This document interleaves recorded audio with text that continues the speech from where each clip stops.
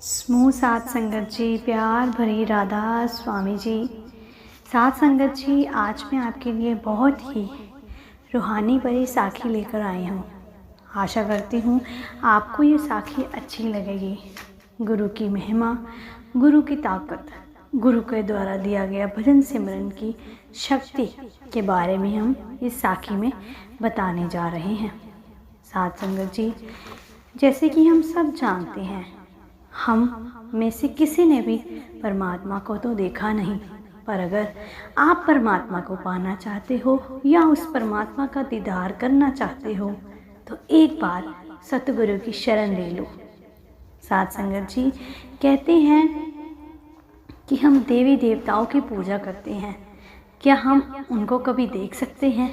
जी नहीं, पर सतगुरु के पास ऐसी शक्ति है। सतगुरु के द्वारा बताया गया भजन सिमरन में ऐसा नज़ारा है कि जब आप उस भजन सिमरन की कमाई में इतना ऊपर चले जाओगे तो आपको जो दृश्य दिखेंगे, आपको अंदाज़ा भी नहीं होगा कि आपने सच में जीते जी क्या हासिल कर लिया। साध संगत जी, आज की साखी बहुत ही प्यारी साखी है। सतगुरु परमात्मा का ही अंश होते हैं। उन्होंने ये इंसानी चोला तो सिर्फ हम जैसी रूहों को समझाने के लिए डाला है, क्योंकि हम जैसी रूहों ने जब से इस जग में, इस दुनिया में जन्म लिया है, तब से हम इधर उधर भटक रहे हैं। हम तृष्णा में डूब चुके हैं, हम इच्छाओं में गहरे से डूबे हुए हैं। हम समझते हैं कि जब हम ये पा लेंगे तो हमें सुख मिलेगा। हम सोचते हैं कि जब हमें ये पद हासिल हो जाएगा तो हमें सुख मिलेगा।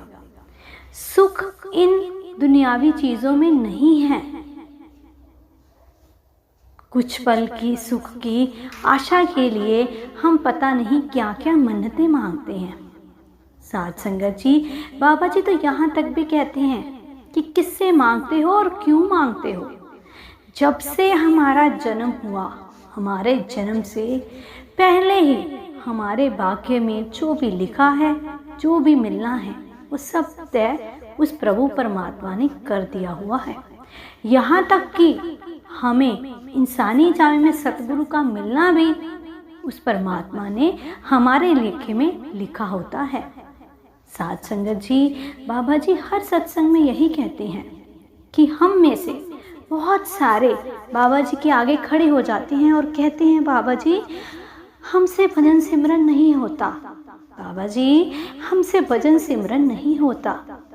हम उस परमात्मा के आगे खड़े होकर उसी के द्वारा दिया गया परमात्मा मिलन की कुंजी को फिर से गंवाने वाली बातें करते हैं। सोचिए उस सतगुरु के दिल में क्या बीत रही होगी कि मैंने इस शख्स को नामदान देने की कोई भूल तो नहीं कर दी। पर वो तो परमात्मा है, उन्हें पता है कि हमें इस नामदान की कुंजी की बहुत ज़रूरत है। फिर भी हम इधर उधर भटकते फिरते हैं। यहाँ तक कि नामदान पा लेने के बाद भी कुछ रूहें इधर उधर की बातों में आकर अपनी मन्नतों को पूरा करने के लिए कोई धागे डाल रहा है, कोई तवीत डाल रहा है, कोई उस बाबा के आगे सिर झुका रहा है तो कोई उस गुरु के आगे। क्या हमारे सतगुरु ये नहीं जानते? यही तो हमारे परमार्थ मार्ग की तरक्की की रुकावटें हैं। साध संगत जी, ये हमारा मन क्यों नहीं मान रहा? सबसे पहले हमें बैठना चाहिए, हमें अपने मन से पूछना चाहिए कि तू क्यों शदाइयों की तरह घूम रहा है? जो तुझे मिलना था वो तुझे मिल गया है। इधर उधर भागने से समय व्यर्थ कर रहा है तू। ये मन, तुझे सुख तभी मिलेगा जब तू उस रूहानियत नामदान की मिली हुई कुंजी की कमाई करेगा। साध संगत जी, सतगुरु को हमारे ऊपर आने वाली मुश्किल का पहले ही पता चल जाता है। साध संगत जी, पता नहीं आपने ये साखी सुनी होगी। ये साखी हजूर महाराज बाबा सावन सिंह जी के समय की साखी थी कि एक पति पत्नी बाबा जी की सेवा पर गए हुए थे। उनके बेटे ने अपने दोस्तों के साथ कहीं बाहर घूमने का प्लान बनाया हुआ था, पर बाबा जी के नज़ारे सुन आपके होश उड़ जाएंगे कि हमारे ऊपर आने वाली घटना का सतगुरु को पहले ही पता चल जाता है।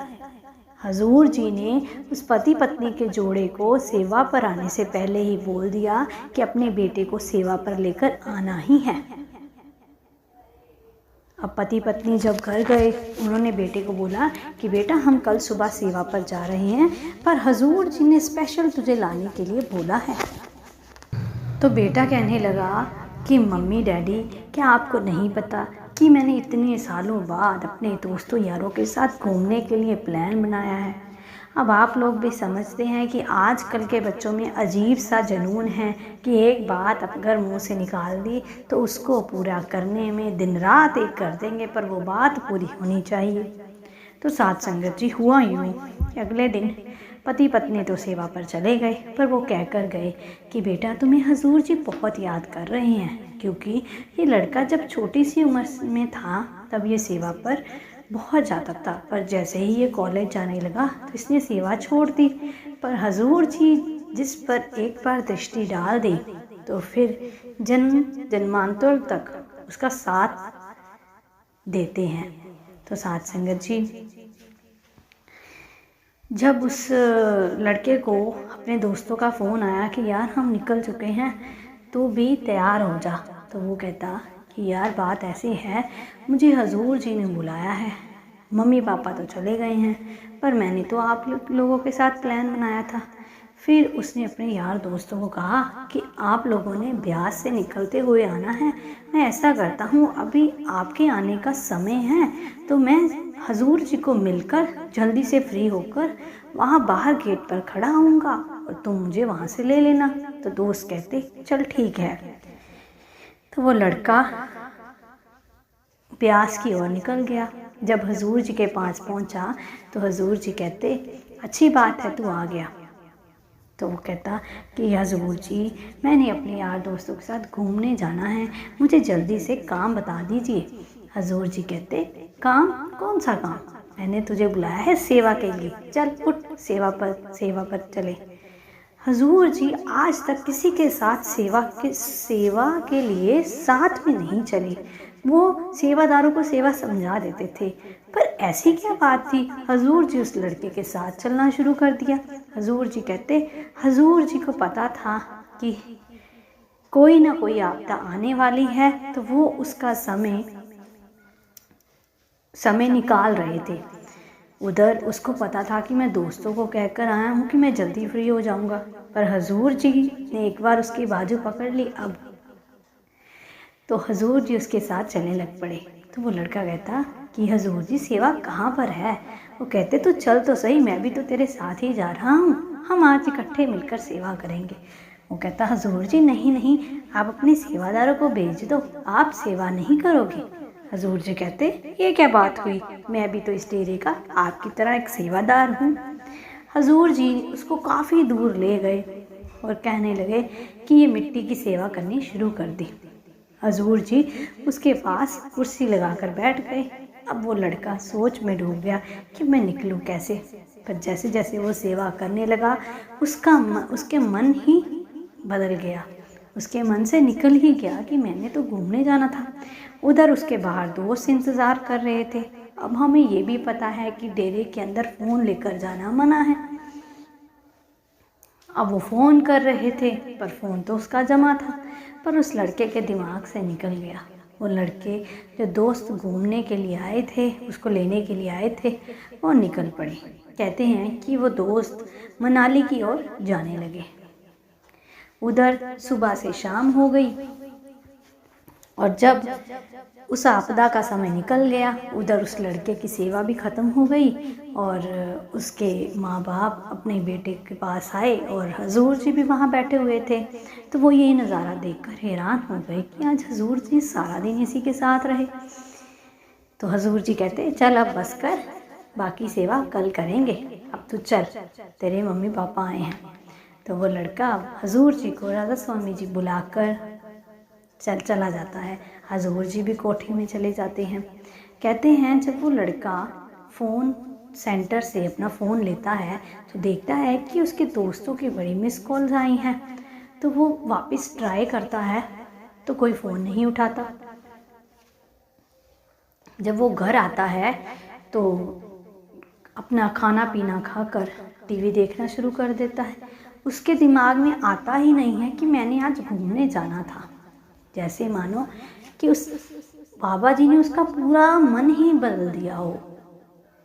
तो जब वो टीवी लगाता है तो न्यूज़ आती है, ये लड़कों के नाम हैं, दुर्घटना में इन लड़कों की मौत हो गई।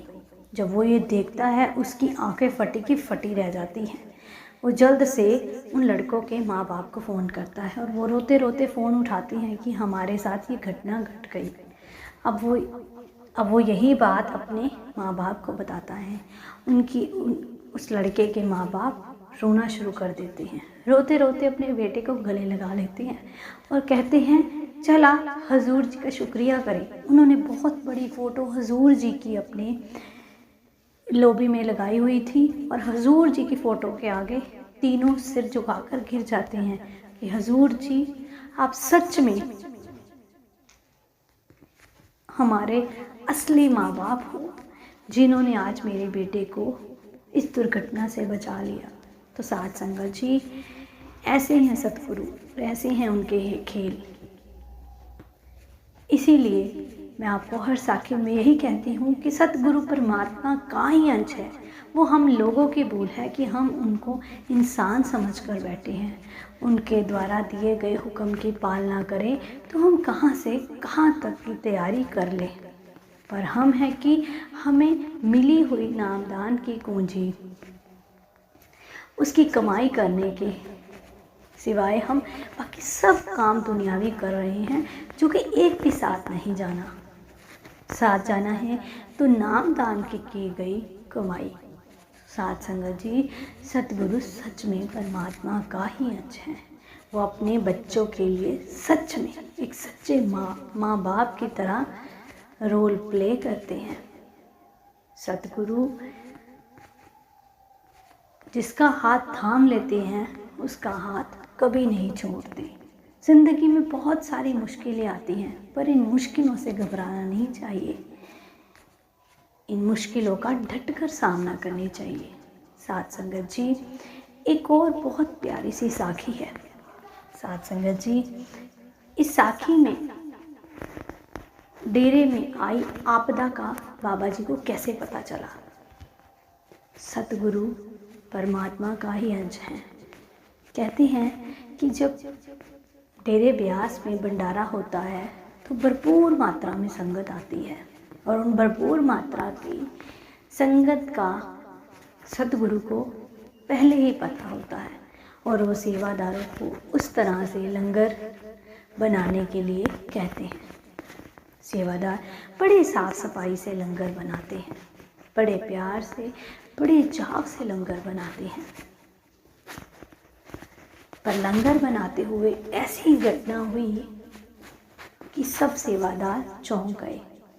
इतनी साफ सफाई के बावजूद भी एक ऐसी आपत्ति आ पड़ी कि आपके सुनकर रोंगटे खड़े हो जाएंगे। साथ संगत जी, हुआ यूं, हलवे की तैयारी हो रही थी।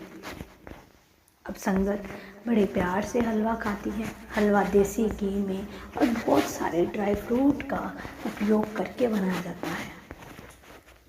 हलवा इतना मीठा और इतना स्वाद होता है कि मन ही नहीं भरता। तो साथ संगत जी, सेवादार जी भरपूर मात्रा में हलवा बना रहे थे। जब हलवा तैयार हो गया तो दूसरे सेवादार जी आए। उन्होंने भरपूर मात्रा में ड्राई फ्रूट डालना शुरू कर दिया। अब जैसे ही बाबा जी का सत्संग ख़त्म हुआ, जो सेवादार थे वो कैंटीनों में बड़े बड़े बर्तनों में हलवा रखकर खड़े हुए थे। तो जैसे ही सत्संग ख़त्म हुआ, सत्संगी भाई बहन कैंटीनों की ओर आए और सामान, खाने पीने का सामान लेने के लिए लंबी लंबी लाइनें लगनी शुरू हो गई।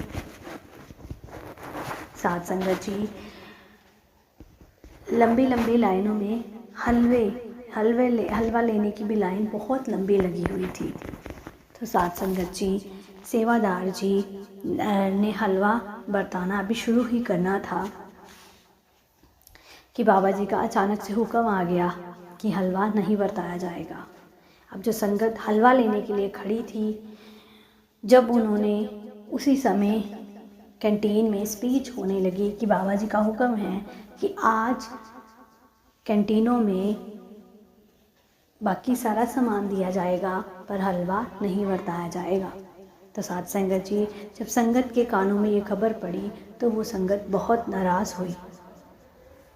संगत की नाराज़गी भी जायज़ थी कि बाबा जी ने आज तक तो कभी भी किसी चीज़ को अचानक से बंद करने के लिए नहीं बोला, पर कुछ सत्संगी भाई और वीर और सेवादार जी भी यही कहने लगे कि हमें सतगुरु की हुक्म का पालना करनी चाहिए। अगर उन्होंने मनाही की है तो कुछ सोच समझ कर ही की है। तो संगत बाकी सामान खाने पीने का लेकर बैठ गई। साध संगत जी जो हलवे के पास सेवादार बरताने के लिए खड़े थे, वो भी हैरान हो गए कि बाबा जी का अचानक ये हुक्म का आना। वो भी बहुत हैरान हुए। पर जैसे ही संगत घर जाने को तैयार हो गई, संगत बसों में बैठ गई और घर चली गई और सारी कैंटीन की साफ़ सफाई होनी शुरू हो गई। पर बाबा जी का दूसरा मैसेज ये भी था कि जिन भी बर्तनों में हलवा डाला हुआ है उन बर्तनों को बिल्कुल भी छेड़ा ना जाए, वैसे की वैसे ही पड़ा रहे। और शाम को बाबा जी कैंटीन्स में दर्शन देने के लिए आए। बाबा जी ने, सेवादार जी ने कहा कि बाबा जी, संगत बहुत नाराज़ थी और आपका अचानक से हुक्म आना कि हलवा ना बरताया जाए, इसका क्या कारण था?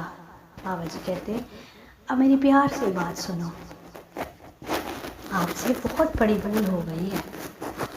सेवादार जी हैरान हो गए कि हमसे क्या भूल हो गई, हमने तो साफ सफाई का पूरा ध्यान रखा था। तो बाबा जी कहते, आपसे ये भूल हुई है, इस हलवे में सांप है। सेवादार सब हैरान हो गए और हलवे वाले बर्तनों से दूर दूर भाग गए। बाबा जी कहते, मैं अभी आपके पास हूँ, वो कुछ भी नहीं करेंगे, वो तो मर गए हैं। सेवादार जी रोने लगे कि बाबा जी, मैं तो जब से हलवा बन रहा था तब से पास ही खड़ा था, फिर सांप कैसे चले गए? बाबा जी कहते, वो तो मुझे बेटा नहीं पता, पर अब बर्तनों को बड़े ध्यान से साफ करना।